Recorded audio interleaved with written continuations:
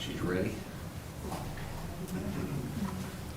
I pledge allegiance to the flag of the United States of America and to the republic for which it stands, one nation, under God, indivisible, with liberty and justice for all. Oh, yeah. Since you got to bang the gavel, we'll call the meeting order. Call to order. Welcome to the Shawnee County Board of County Commissioners. It's March 12th, 2026. And I want to move something on the agenda. I would like to move H2 to the beginning.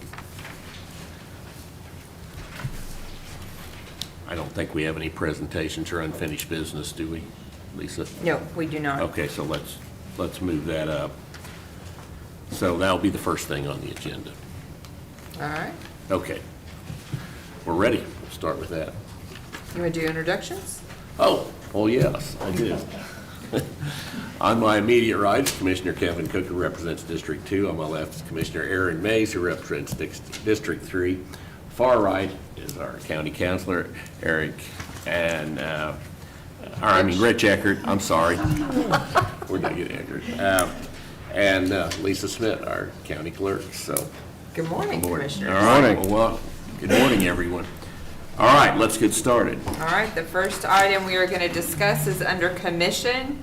We're moving it to the first item on the agenda. It is currently listed as item 2, consideration of the Shawnee County Solar Energy Conversion Systems Regulations as recommended for approval by the Shawnee County Planning Commission on February 9th, 2026 will be rescheduled for Monday, April 13th, 2026 at 9 a.m. for a special meeting of the Board of County Commissioners. The work session originally scheduled for April 13th, 2026 will now be a specially set regular meeting of the Board of County Commissioners, during which the Board of County Commissioners may take action on the Shawnee County Solar Energy Conversion System Regulations. Such action may include the passage and adoption of those regulations. Okay. Is this something we need to vote on? Yeah, it'd be helpful for the record. Okay.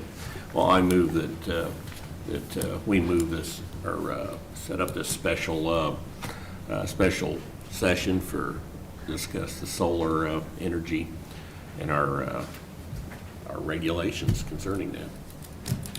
I'll second. Motion's been made by Commissioner Rippon, seconded by Commissioner Mays. All in favor say aye. Those opposed, motion carries 3-0. Okay. Next item? All right, So back April to 13th. April April 13th, 13th. yes. I just wanted to make sure everybody knows, so there was a little bit of confusion with some of the dates earlier, and so now we've got it all set. So, all right. All right, back to our regularly scheduled programming. We are on item 3, consent agenda. I'll move for approval of the consent agenda. I will second. Motion's been made by Commissioner May, second by Commissioner Rippon. All in favor say aye. Those opposed, motion carries 3-0. Next item is item 4, new business. A, county clerk. 1, consider all voucher payments. Commissioners, this morning we have vouchers that total $2,728,151.82. The highlights out of that voucher report, we have $90,641.99 to Bettis Asphalt and Construction. This is a progress payment on Southeast Barrington Road over Lynn Creek. That's paid with by the bridge project funds. We had $306,073.80 to King Construction Company Incorporated for progress payment on the Southwest Jordan Road over Wakarusa River project, paid with bridge project funds. $522,190.96 to KBS Constructors, Inc. That was a payment on the Department of Corrections Mental Health Facility, and that's paid with state grant funds. We have holding accounts with the state of Kansas for $185,836.45. Health insurance for our employees of $442,627.17. And the Department of Corrections Vital Core, this is for the health care at the Department of Corrections, for $490,320.48. I do not have any questions regarding the vouchers. Would move for their approval. I'll second. Motion's been made by Commissioner Cook, seconded by Commissioner Rippon. All in favor say aye. Those opposed, motion carries 3-0. Next item. 2, consider correction orders. I will move that we approve the correction orders. Second. Motion's been made by Commissioner Rippon, seconded by Commissioner Cook. All in favor say aye. Those opposed, motion carries 3-0. Next item. B, Land Use and Development Department. 1, consider approval of a preliminary final plat for our Hadsall Ranch subdivision to create a single 1.46 acre lot by reducing the parcel located at 12020 Northwest 62nd Street and combining a portion of it with the adjacent parcel along Northwest 62nd Street. The properties are zoned RA1 and located in Grove Township. Good morning, Commissioners. Shawnee, Director of Land Use and Development. As mentioned, this is a final plat approval to separate and combine a couple of parcels. We do not do this as a public hearing. This is just consideration and approval. So the blue star indicates here the general location of this parcel. The proposal is in yellow. As you can see, there is 2 smaller parcels, and then to the north of that is 1 larger. What we're going to be doing is taking a portion of one of the smaller parcels and combining it with a portion of the other small parcel to combine it into one. And then the remainder of that land is going to stay with the owner of the larger amount of land. The small parcel that we're combining didn't meet the criteria for a plat exemption. In Shawnee County, in the unincorporated area outside of the 3 mile, that would be 200 feet of frontage and 3 acres. While this one did have the minimum frontage, it did not have the minimum acreage required to do it without platting. And here's the parcels as they sit now. And this is the preliminary plat indicating how it's going to look once we have it split off in the final plat. Recommendation is that we approve it subject to the following conditions: execution of additional road right-of-way along Northwest 62nd Street, and no building permits would be issued, if any, until the additional dedication of right-of-way has been executed. Other than that, we have no other comments unless you have questions. I do have, could you put the drawing up again? Okay, that part that it's been carved out, who will be the owner of that?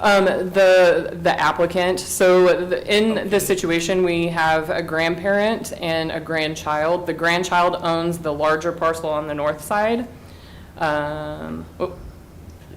As you can see here, I have the...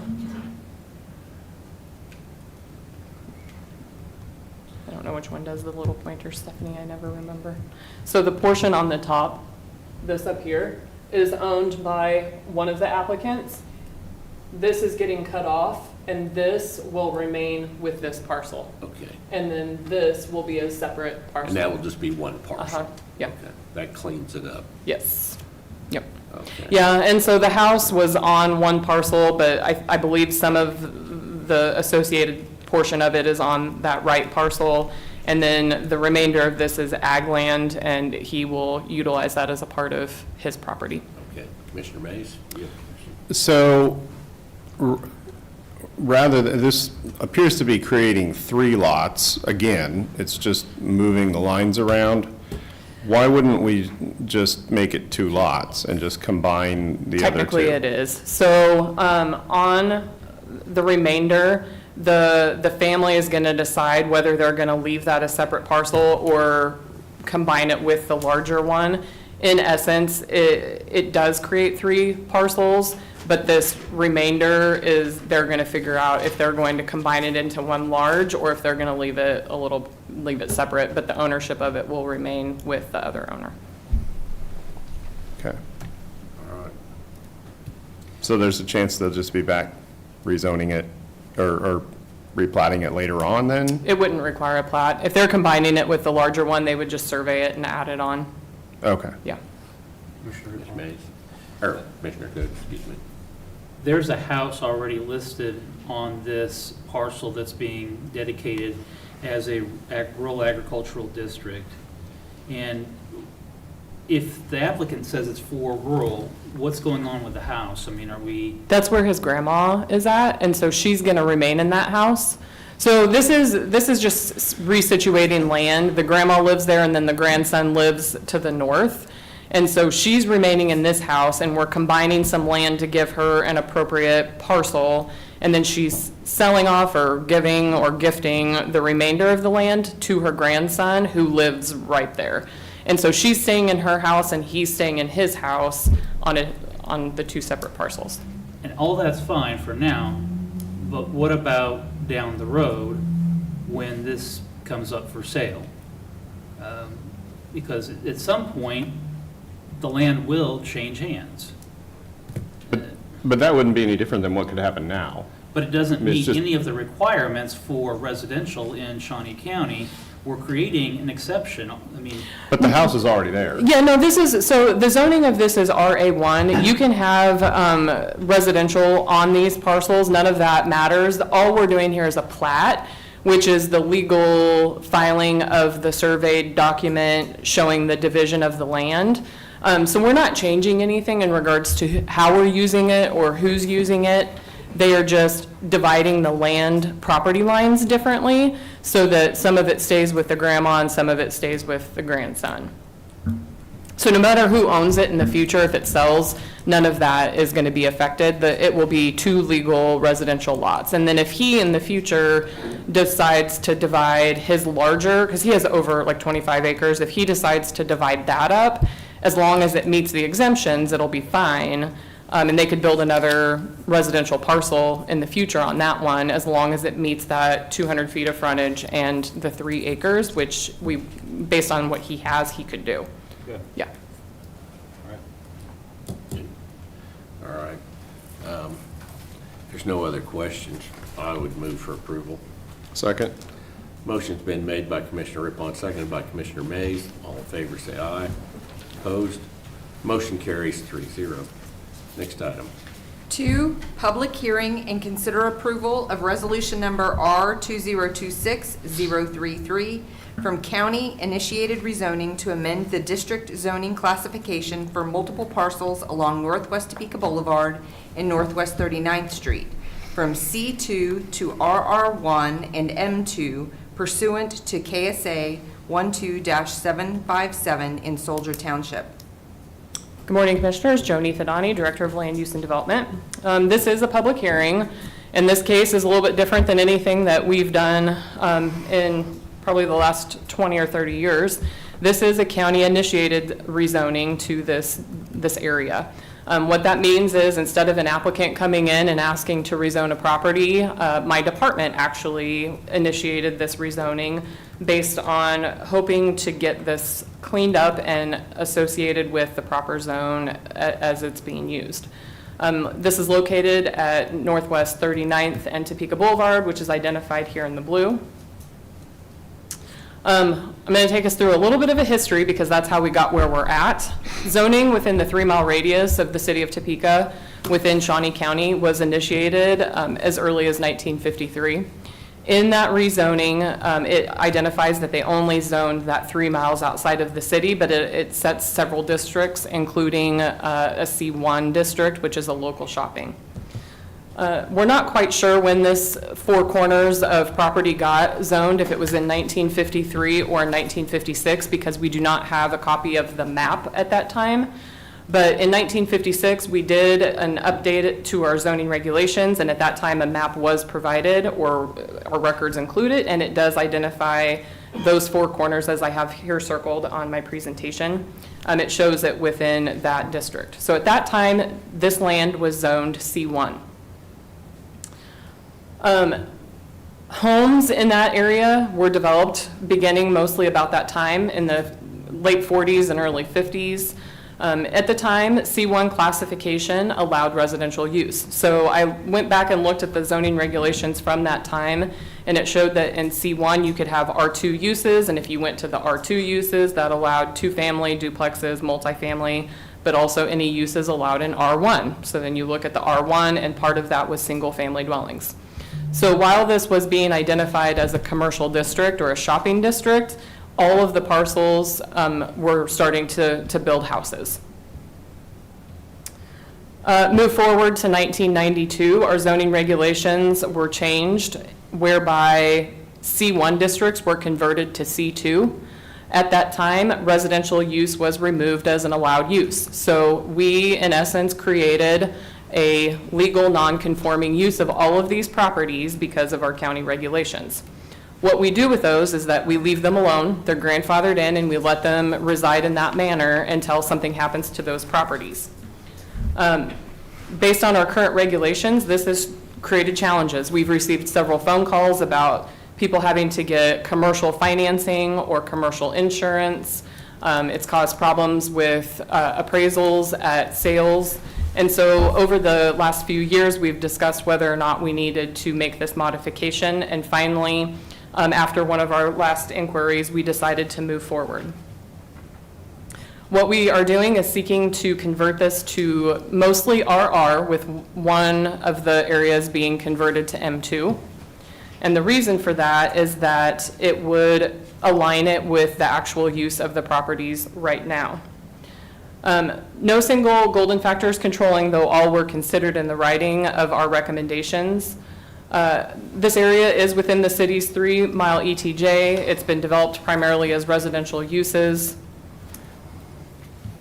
Zoning of the nearby properties are all residential. Some of it is ag land. On the northeast corner, there are some fourplexes, and those are the areas that we wish to change to M2 so that it meets the proper zoning. Under the current C2 zoning, residential use is not allowed. As a result, if a house were to be destroyed, we would not allow the owner to rebuild because they would need to bring it into conformance with our current regulations, and that has been what is the problem.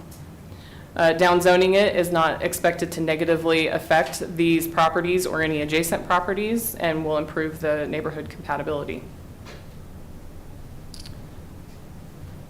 Recommendations of professional staff. The action supports the long-term planning objectives of zoning and trying to keep everything consistent. We want to ensure that the property owners are allowed to use the properties as they need to be. And so we are asking to do this rezoning. Here is a picture of the original historical zoning map and the way that it looks today, showing all C2 surrounded by RR. And then this one is showing the 3 corners we'd be converting to RR, and then the northeast corner we'd be converting to M2. 12 letters were sent to the property owners. We did this based on statute 12757.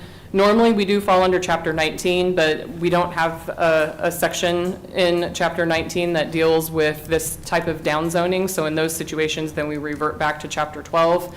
It allows us to do this as a county initiated zoning. In that statute, it tells us we just have to send notice to all of the properties being affected. We didn't have to send out our normal 1,000-foot notification.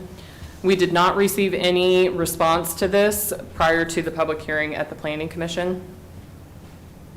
A public hearing was held by the Planning Commission on February 9. We did have people show up at that hearing, and several of them objected or were concerned about this change. They questioned whether their properties were actually worth more as commercial lots than as residential.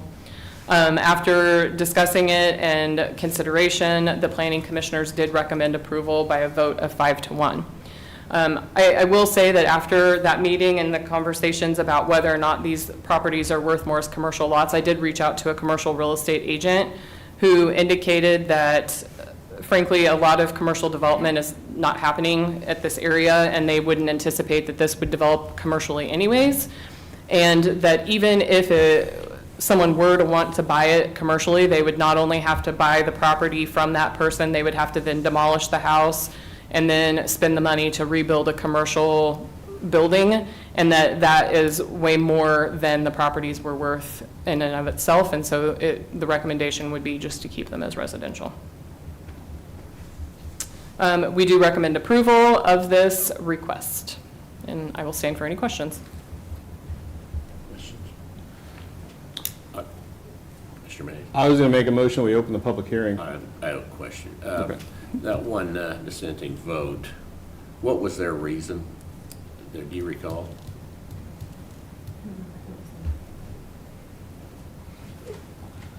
I think, if I recall correctly, it was because there were property owners there who felt like it's always been this way since everybody has lived there. Why do we need to change it now? And several of the people that showed up felt like we were not correct in the fact that they've never had any issues with it being zoned C2. We tried to explain to the public that they may not have had an issue yet, but there are people in the area who had, and that if and when it became a problem, then it would become a problem. I think that the one person who voted no did so because there were several people who wanted to keep it commercial. I see. The two lots on the north side, how are they currently being used? Are they just open fields right now? The one on the left is open field. It is a large vacant lot. Now, the interesting thing about this one is that this is only half of the parcel. It's an L-shaped parcel, and it's quite large, and the part that you see is half of it, and that one has been rezoned to commercial. The other half goes like this, and it's residential. So that property owner is kind of in a conundrum because they can't do residential on one side and commercial on the other without dividing the parcel. And so it's actually would be better for them to have it all one way or the other. And then the one on the right has four plexes. Okay. Well, I think it makes sense to, in this case, to change the zoning on this one. So I would move that we move it, create a We need to open public hearing. public Open the hearing, public- right? That's what I wanted to say. Second. Motion's been made by Commissioner Rippon, second by Commissioner Mays. All in favor, say aye. Those opposed, passes 3-0. We are now in a public hearing. Is there anyone here who would like to speak in favor of this proposal? Seeing none, is anybody here who would like to speak against this proposal? Seeing none, Commissioner Rippon? Yes. Question now for Planning Director Thadani. As you indicated, this is the first time maybe in 30 years that the commission has been presented something from the planning department. Typically, we see things that are complaint-driven or consumer-driven, not department-driven. Is this signaling a change from within your department that you're going to be going out and examining other parcels across the county for non-conforming uses to draw them into something similar to this? No, that is not the case at all. This has come up several times, at least to me, since I've been in my role as a director. And I've encouraged those applicants as they've come in, or the people who've come in regards to those issues, to file a case, and no one ever did. And I think in part it's because when you have an entire area with multiple parcels that are affected, they feel like taking on that effort really shouldn't be their responsibility, and we've encouraged them to reach out to their neighbors. This was just perchance the zoning doesn't match the use, and that's not frequent throughout the county. You know, my understanding from history is that there are actually several of these corners where we set commercial zoning back in the 50s. It just so happens that all of the other ones are actually being used in a commercial manner, and this one never was. So no, I have no intent of doing this again. By the commission taking action today, if we were to approve this, is this consistent with our long-range use plan for the county? Yes, I would have no intent whatsoever that this would be a commercial area. My belief is that this should remain residential, and any of the parcels that are large enough to divide, if they wanted to divide and put residential homes on them, it's definitely the area to do so. I just wanted to take a moment just to note that significantly we're complaint-driven or consumer-driven, and just to signal to the public that we're not going to be going out and doing a mass examination. And so, Correct. okay. Commissioner, at this time, I would make a motion to close the public hearing. Do we want to approve it in the same motion? I believe that the counselor's office would approve, would request that we do these as separate votes. Okay. I will second. Motion's been made by Commissioner Cook, second by Commissioner Rippon. All in favor, say aye. Those opposed, motion carries. Motion to approve. I'll second. Motion's been made by Commissioner Cook, seconded by Commissioner Rippon. All in favor, say aye. Those opposed, motion carries 3-0. Thank you. Thank you, Commissioners. Next Thank you. item. C, Public Works. 1, consider awarding bid to New Frontier Materials of Maryland Heights, Missouri for up to 5,500 tons of trap rock in lieu of the usual lightweight aggregate. Good morning, Commissioners. Kurt Niehaus, Director of Public Works. As you know, we typically like to use that lightweight aggregate. It's called haydite on our county roads. Monmouth Township prefers to use what I call kitty litter. It's a clean crushed limestone. But unfortunately, we're not able to get the lightweight aggregate this year, so we had to come up with a substitute. And so we're going to try this trap rock, and we received 3 bids. The lowest bid was $68 a ton. And the advantages of the trap rock, I guess, are it creates a really dark surface. People tend to like that. They feel like they're getting a better quality surface than with the lightweight aggregate, which has a light brown or a tan color to it. Rather than, just summarizing, rather than buying lightweight aggregate this year at a price of per cubic yard, we're going to buy trap rock at a price per ton. I look forward to any questions that you have. I'm noting that Maryland, let me see here. Heights? Maryland Heights, Missouri is almost just on the outskirts of St. Louis. Yeah, yeah. And so there's not anything that's closer to us. I mean, Nope, this stuff comes from probably ancient volcanoes. It's a igneous rock that's not granite. It's magma, former magma, not hot magma, but magma, and just kind of noting it's unusual to get something shipped all the way from St. Louis Yeah. to Topeka for roads. yeah. So, We're not the only one using it. There are a couple townships that are using it, and we'd like to try it and see how it works out. okay. Kurt, does this stuff have fines in it, or is it a loose material? Well, we call it like a 3/8 by 1/4, which probably you would say that predominantly that would be the size. Most, if you had a sieve, a stack of sieves, it would predominantly be in that size range.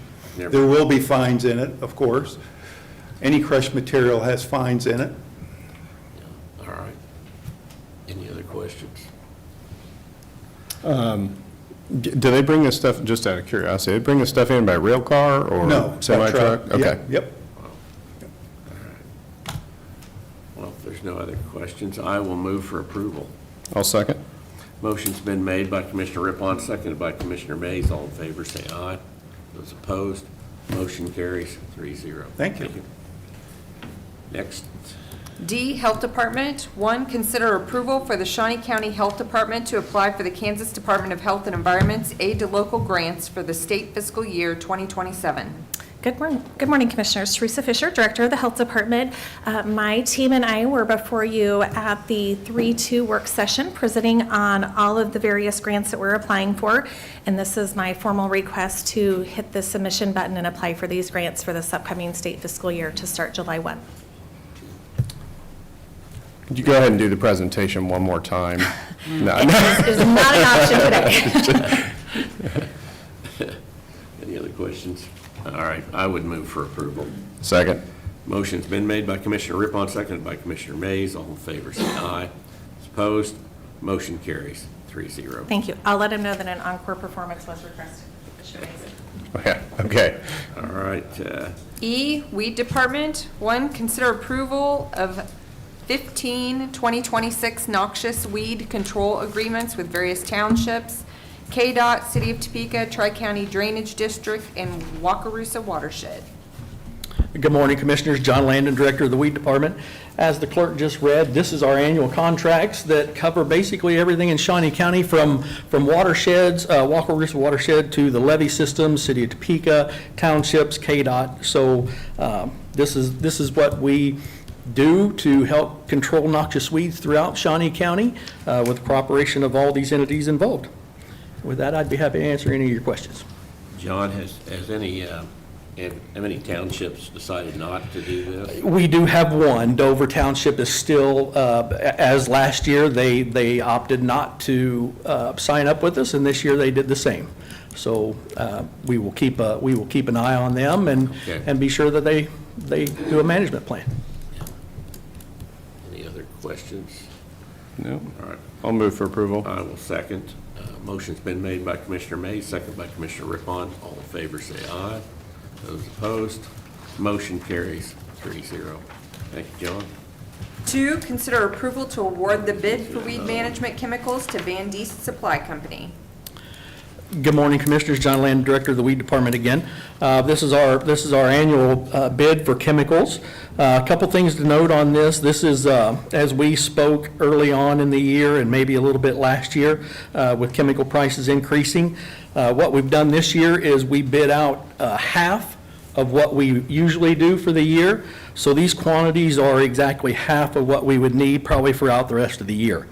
I anticipate that maybe in 2 months, I don't know what sales are going to be, but maybe in 2 months, we would issue another RFP, go out for bid again, and go that route.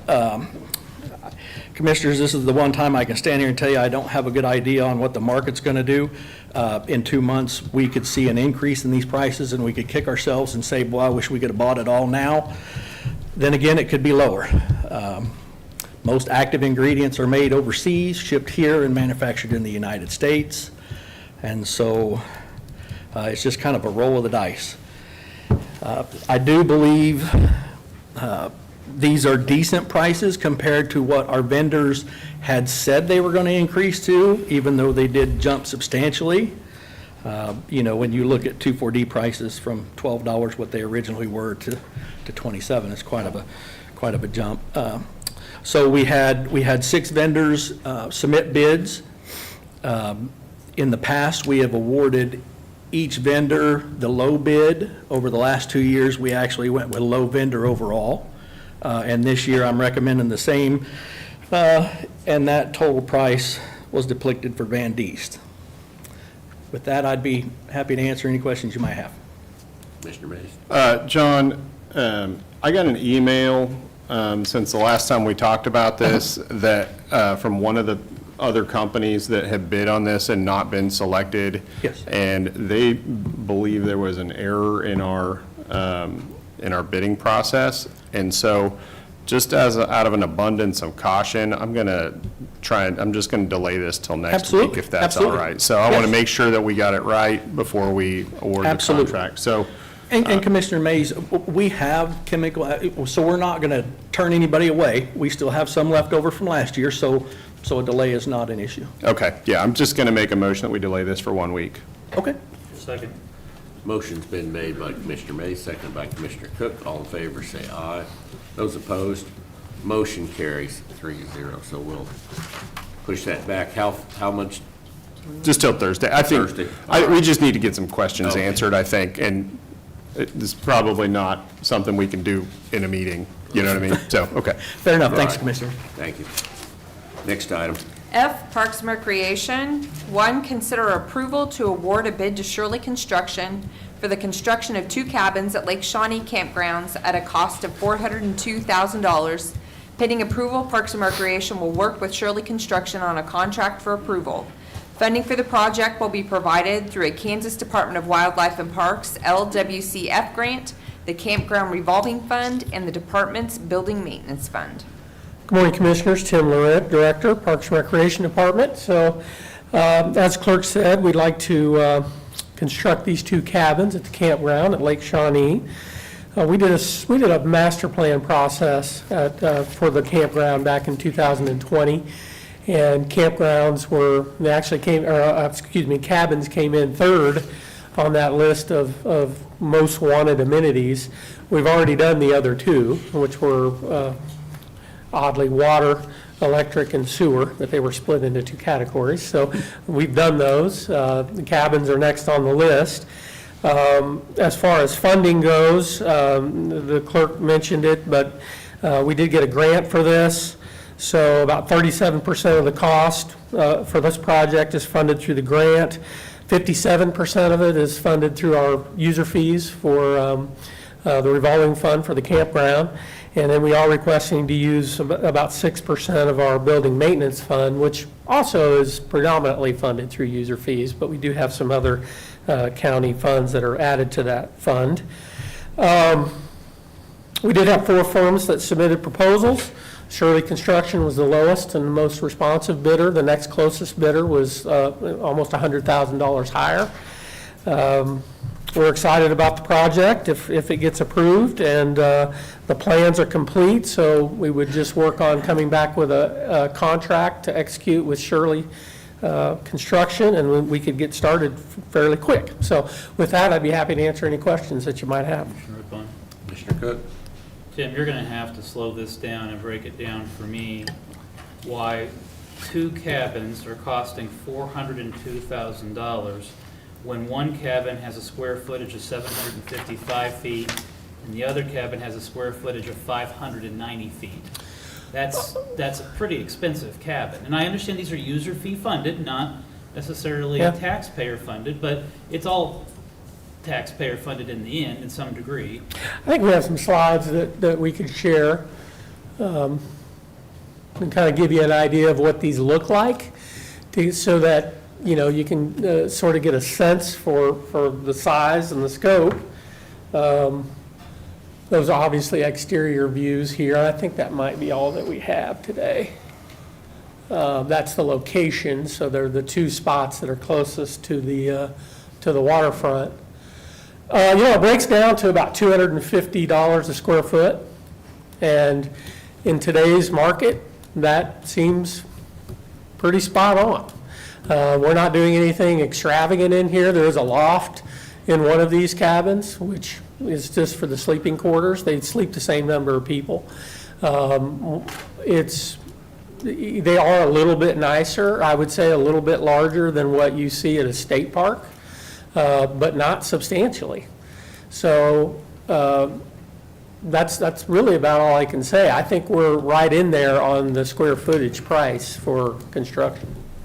But for $200,000, I could buy a nice house. I mean, Can you? You couldn't build I one, mean- though. but You couldn't build one. Yeah, I don't know. I think that's, everything's gone up. Does I it have mean, plumbing in it's, it? you know. I'm sorry. Yeah, it does have plumbing? Yeah. Excuse me? There's bathrooms in there? Yes, Okay. yes, there's bathrooms. according to Google, which, you know, we all trust as being accurate, it says residential costs in Topeka, Kansas generally range for 125 to 200 per square foot. Median about 120 to 121 square foot. So. Just according to purchase Google, or build? to build. So. That would be a welcome surprise. Yeah, I think too, construction of a public facility is a little different than residential, and they have to be built a little more Yeah. stout. I believe so, and this doesn't go to the cost, but, and I think we've touched on it briefly, but it is being funded through primarily grants and the revolving fund, and they will be revenue generating. So I think it, you know, I think our estimates, probably within 5 years, will pay for these. Of course, these facilities are all ADA accessible. One of them is and one of them isn't. So as long as we've got, you know, we're offering that. So the one with the loft, that is not ADA, the other one is ADA, which puts us in compliance. Yeah. That can affect the cost as well. When you, Yeah. Tim, when this went out for RFP, did it go out to home builders or just, It went out on our portal, so anybody that we've done business with or anybody that's done business with the county has access to that. And like I said, we did get a good number of return quotes. I mean, the highest one was almost $600,000. So that's pretty big savings from the one that our low bid. this just seems very, very expensive for a cabin to be constructed at Lake Shawnee. When you're talking about, you know, if you were just to split the cost between the two, over $200,000 for a 590 square foot cabin, and I know it's not split down the middle, but that's a pretty high number. And I understand that these are revolving, these are income generating, but I think that we have to look at what's the cost of construction, and you also have to look at what cost is, I mean, that's $230,000 out of your campground revolving fund that you're not able to put back into the campground and other things. Is this the best, I mean, Yeah, well, I believe it is a great use of the revolving fund, and if you look at that fund, it's very healthy. You know, and the campground is doing very well, and we've already renovated half of the campground. We don't have plans to do anything with the other half, so that gives folks kind of two options when they come to our campground. A less expensive area that doesn't have all the amenities. Then you've got the renovated side, which has water and electric and sewer and all the hookups, pull-through spots, all the amenities, the modern amenities that you want to see at a campground. And then this is under the next phase. So I know that the cabins at the state parks are wildly popular. If you've ever tried to rent one, you know, you got to be on your game to get the dates that you want. So I have no doubt that they'll be wildly popular and rented and used. So again, if I were here asking to use money from our general fund, I might be a little bit more concerned, but I think since this is user fee funded. Kurt, can you go back to that plan view of this, or the site? The site view? Yeah. As far as utility extensions, did you have to do anything out of the ordinary, or was it, or the?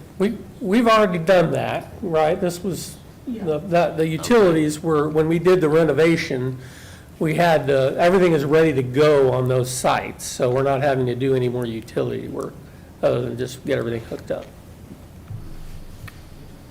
So you can see from this that you've got, I mean, I don't know why there's three circles here, but the one on the right and the one on the left is the cabin location, and then you've got 4 more spots for future cabins. You can see in this photo, if you look real close, we've actually got folks, we rent those spots out now for regular camping. You know, we have RVs and other folks using those spots, so they're not sitting there vacant all the time right now. We're still generating revenue even though we don't have cabins in those other locations.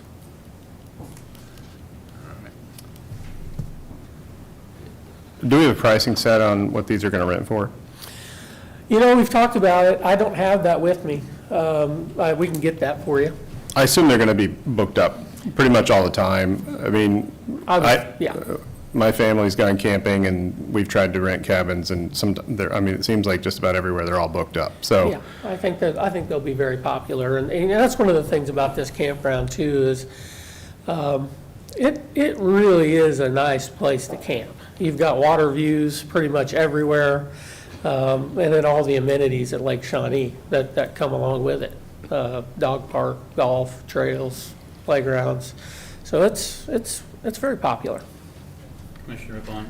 Commissioner Good? Just want to publicly say, I'm in support of building the cabins.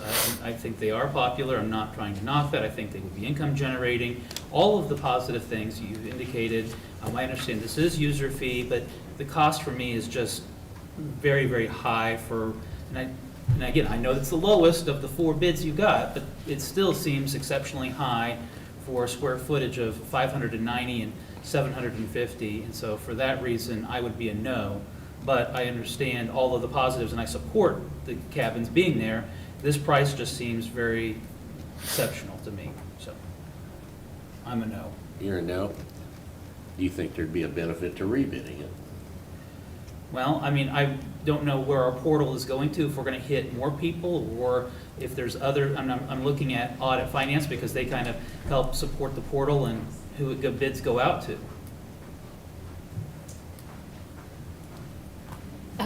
Jennifer Sauer, Financial Administrator. I think the only way that you would pull in more bids, we did get a good response with what we sent out. It would be if a different decision was made on if we wanted to look at prefab or not prefab. And so that would... Which we have done. Yeah, that would be the bid didn't go out for prefab. And so That would be the only way that I think you would get more, but it's just a decision on what we want to do out there. Can you tell me more about that, the prefab versus not prefab? I'll try. I might get into a spot here where I need to bring Ms. Rakestraw up, but we did look at a lot of prefab cabins in different spots. And I think one of the considerations was the actual footprint that we have, what we had put in here, and that the prefab didn't really fit our space. I will say unequivocally that I believe these are nicer than a prefab cabin. So I'm not saying that's why we did it. I think the space and the design elements are what drove us to just doing our own. But am I leaving anything out important there? No, I just couldn't transport them here for the 20 by 40 footprint that currently exists for them. Yeah. What's the and Jennifer? if Yeah, you might you come in. want to come up, Jess?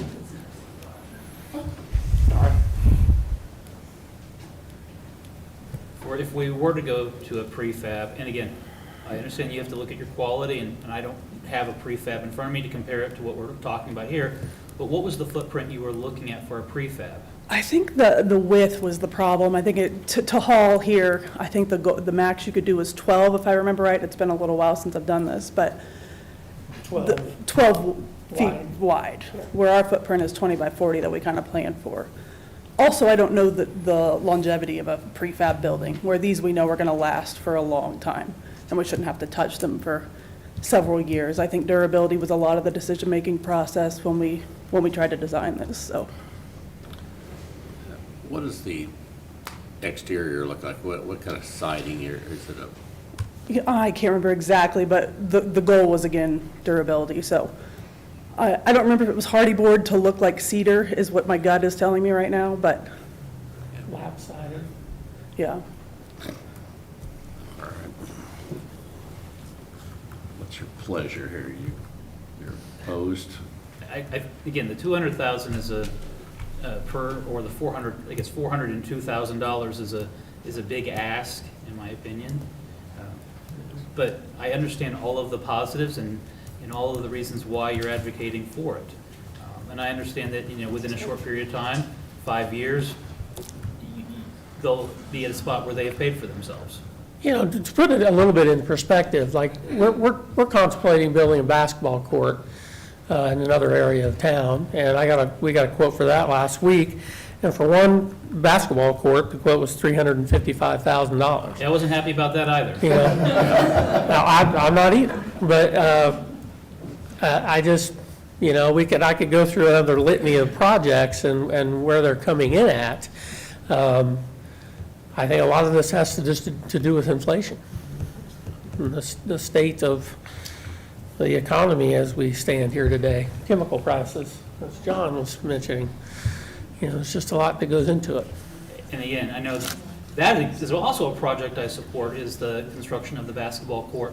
But $350,000 for a basketball court, for one court, Right, it's a pretty big number. And so, agreed. We're hoping we can get it down, though. Yeah, we're working on it. We're working on it. Yeah, we have not bid that court out, with an RFP yet, so we don't know how that'll end up, but. I just think right now, I'm shocked at the price of anything, and when I look at this, and it is 80% funded outside of Parks and Rec's budget. no, it's not. With the, it's between the revolving fund and the grant fund, okay, it's all right. $380,000 of it is covered by other sources, and then 23 comes from the building maintenance fund. So, a very small percentage of this is actually coming out of property taxes. Well, sorry, Aaron, if I could interject, Jennifer may come up and correct me, but our building maintenance funds comprise of a lot of different things. The 3R portion of that is money that gets put into our budget every year, and that's about $525,000. I believe could be wrong, but that the rest of that is is generated from a lot of different user fees. So Forbes Golf Course, for example, revenue from Forbes Golf Course goes in there. Tournament and event fees, any revenue that's generated on any property that's federal parks, federal land for parks, that goes in there. And then our mobile stage rentals, different things like that make up that building maintenance fund. So internally, we track, we know, our instructions are that 3R money that gets put in there can only be used for deferred maintenance type things, can't be used for new things. So this money would be coming out of that portion of building maintenance that is, I believe, user fee funded, so. Okay, so you're saying it would be safe to say that this is not being funded with property taxes? I believe so, but, yeah, I believe so, yeah. Well, I think it's an important thing to note. Yeah.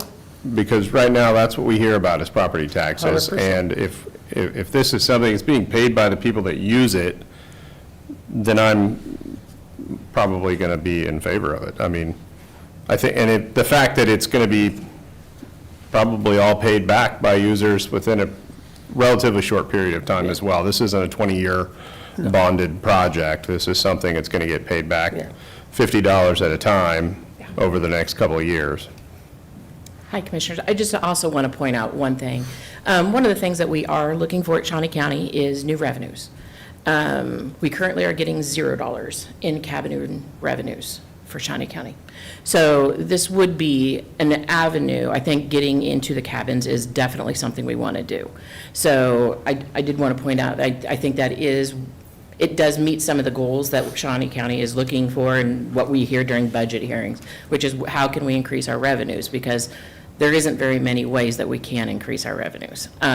This would go back stay in the campground revenue pool, so it doesn't get brought back over to reduce our taxes, but it does help us find a way to keep that campground afloat without using some of the other dollars. Fund future improvements at the campground as well. Commissioner Cook. Tim, you were talking about the state cabins, and I saw several people nodding about state cabins. Have we contacted the state to see what their cost of cabin construction was? We did have some extensive conversations with the state and actually tried to go that route with what they had done, but we ran into a lot of roadblocks there. I can't remember Yeah, they all the details. have a contract with one of the colleges nearby their headquarters, which I think is down near Pratt maybe, that they build them for them. And so it was not really a feasible way for us to go about it. We're not able to contract with the College of Pratt? No, I did explore that avenue. That was the very first stop I had in this process, was just trying to duplicate something similar to the state park, so. It seems like a lot of their cabins don't have restrooms either. They're kind of extra. Right, theirs are very bare bones, which, not that there's anything wrong with that, but not that we're trying to go extravagant, but we wanted to be one step above that, really, just to make it special for Lake Shawnee and not just something you can get at Clinton and Perry. What's your projected rental fee for these? We did research on this over a year ago, and I know we were sitting at around 100 then, but that's a year ago, and as we are discussing here today, everything's changed, so we just wanted it to be current once we had a determined date in mind. So now that we're close to that, we'll go back and revisit that. I think it's $100 per day, plus I believe we talked about there being at least a 2-day minimum. Which seems like a bargain. I mean, It is. I think if we're that's what 2 bedrooms with a loft and a kitchen, I mean, No. try and find a hotel room for that price. Right. Yeah. Yeah. All right. Any other questions? I'm just, again, trying to do my ciphering over here. Okay. We'll let you do your ciphering. Now, that's $36,000 a year, and then if you had 5 years, that's only 182, so you're halfway there. It's gonna take 10 years to pay off. That for both? Oh, that's one. So Yeah, so I said. So you'd be for just 2, about there in 5 years So it'd be about 5 years. between the two. 365. That's not a bad return. If you had it rented out every single night. Yeah, that's true. That's true. You're not And that gonna won't be the have- case. I think 100 might be low. I think 100 is low. Yeah, I do too. Yeah, So, just compared to hotel rooms. yeah, definitely. Pretty low. And we did look at, I know that we've spent a lot of time looking at other campgrounds and what they're charging and that sort of thing. So we'll want to be either at or slightly above those because I think what we're offering is better.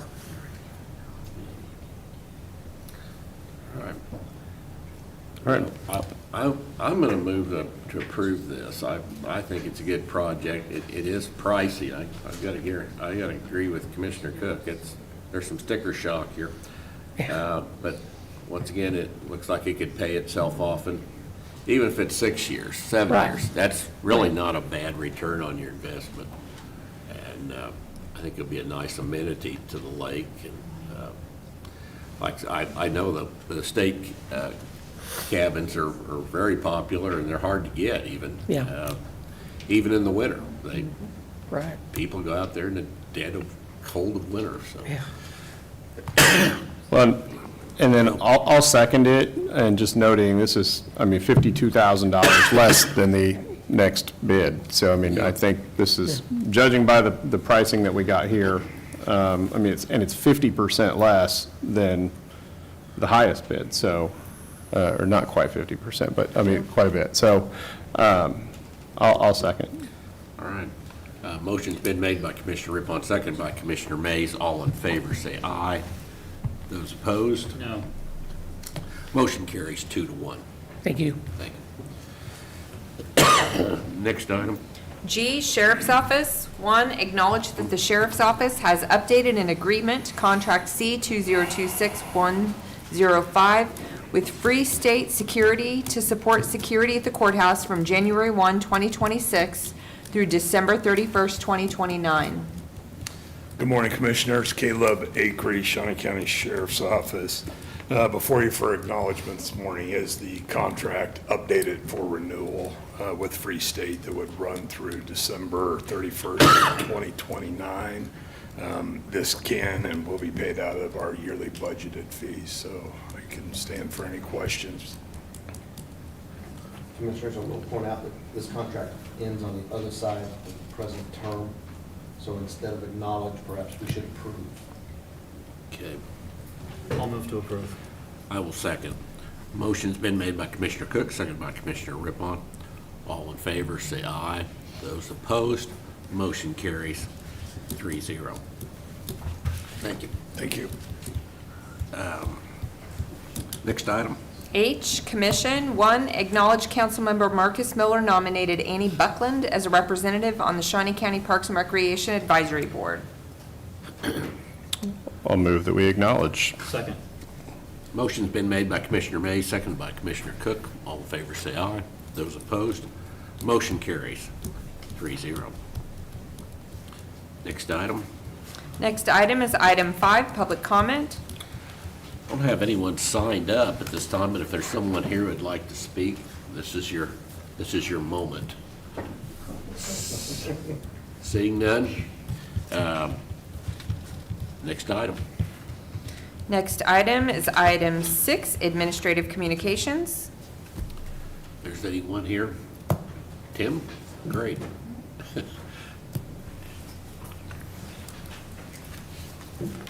Tim Laurent, Director of Parks and Recreation. Just want to, there was a little bit of debate or uncertainty about whether the mini train would be operational for spring break, which is next week. Now, I want to report that it will be up and running. We had work, put in a little bit of overtime to get those tracks put back in and get everything set, but the train will be operational.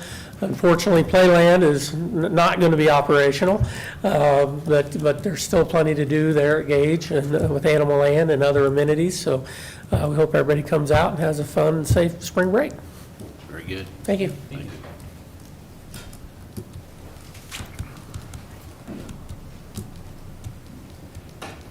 Good morning, Commissioners. Brian Cole, Shawnee County Department of Corrections. I just wanted to let everybody know that, our behavioral health unit is getting closer and closer within months of being done, and it has received a lot of attention around the region, and we continue to hold quite a few tours. And in fact, next week, we're going to be hosting the Governor's Behavioral Health Council. They're going to come, and we're going to be able to discuss with them, and they'll be able to do a lot of marketing for Shawnee County on what's happening in Shawnee County across the state of Kansas, and also taking a tour.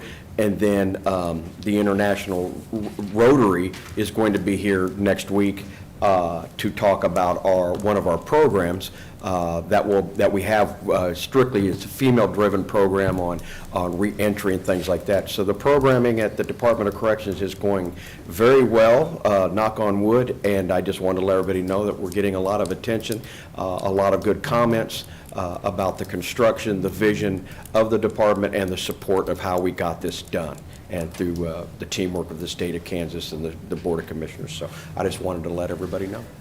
Thank you.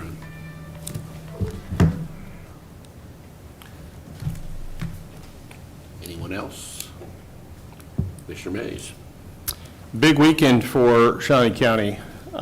Kansas Kids Wrestling is in town at the Stormont Vale Event Center this weekend, which is probably the biggest tourism draw that we have in Shawnee County. It brings in people from all over the state, and it is pretty wild. If you've never been, it is 100% full in both Exhibition Hall and Landon Arena. So, I mean, it's a lot of people. They do kind of this grand march at the beginning where all the kids come in, and it completely fills the floor of Landon Arena. I mean, shoulder to shoulder. It's a pretty cool deal. And so that's going on. Then we have the St. Patrick's Day Parade that afternoon, and then that night, Washburn starts their national championship run at Lee Arena. And they win that, then they play Sunday, and then again on Tuesday if they win that as well. So we get the first 3 rounds of Division II National Championship basketball in Topeka, and so very excited to see that. And then, any wrestling folks, we want to welcome them to town. So you see people out and about, thank them for being here. Thank you. Commissioner Cook. I had an opportunity to go to the reception for Kellen Seitz as he has departed from the general manager of the Kansas Stormont Vale Event Center. Wanted to thank him for all of his years of service for Stormont Vale Event Center and wish him well on his new endeavor, working for Jones Advisory Group here in Topeka. So he's staying within the community, and then OVG will be working on the replacement for the new general manager of the Stormont Vale Event Center. So look forward to that. Very good. I just wanted to mention that next Monday's work session, we have Kathy Mosier with Astra, Kansas, which used to be Vallejo, so that will be next Monday, work session. With that, I don't think we have a need for executive session, so we are adjourned.